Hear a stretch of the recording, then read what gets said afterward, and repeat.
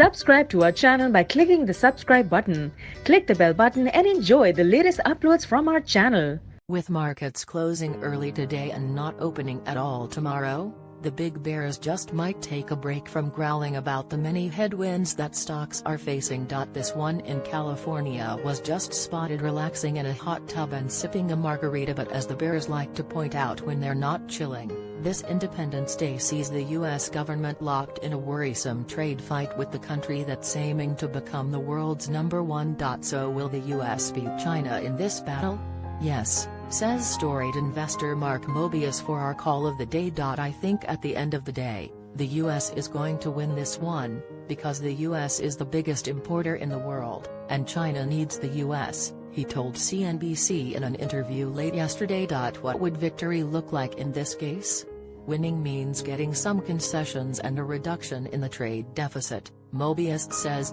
President Donald Trump is right to view the huge trade gap with China as a problem, according to the former Templeton star manager. I agree with him completely, Mobius says, referring to Trump. The US has been taken for a ride, let's face it, over the last 20 or 30 years.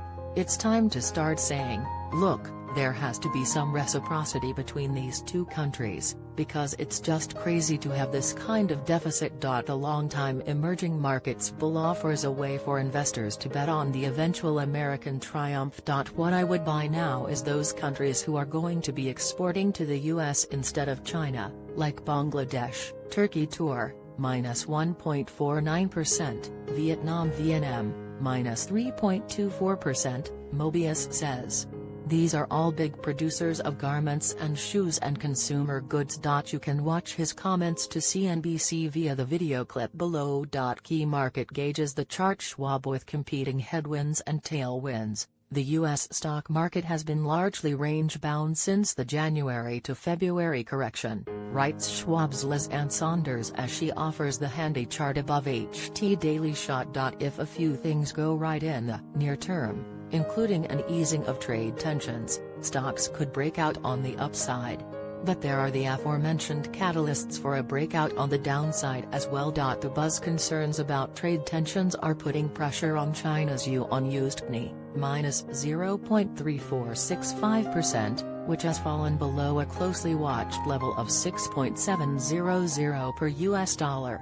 The People's Bank of China is sounding supportive, saying it'll keep the exchange rate at a reasonable and balanced level. A few years after leaving the public markets, Dell is taking a backdoor to return.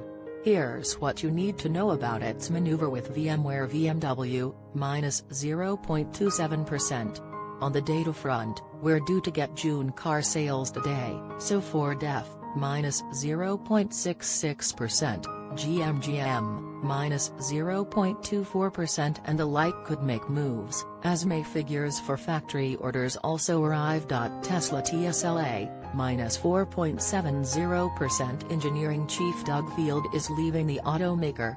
While Elon Musk and company have achieved a major production milestone, investors shouldn't do a victory lap until we actually see black ink in this year's second half, says one Market Watch column. German Chancellor Angela Merkel reached a migration deal with one of her coalition partners, easing concerns that the issue would upend her government. But there's another crunch meeting today. Famed lawyer Alan Dershowitz says he has faced shunning on Martha's Vineyard for defending Trump. Visa's stock V, +0.17%, appears to be setting up for another major move higher, says the Kobayashi letter in its latest chart of the week. The quote, "Any attempt to dive the boys and their coach out will not be taken lightly because there are significant technical challenges and risks to consider." The British Cave Rescue Council talks about what's next for the Thai soccer team that was missing. Some reports have suggested the group of 13 might have to stay in the cave for months. Random reads go here. Tips for getting great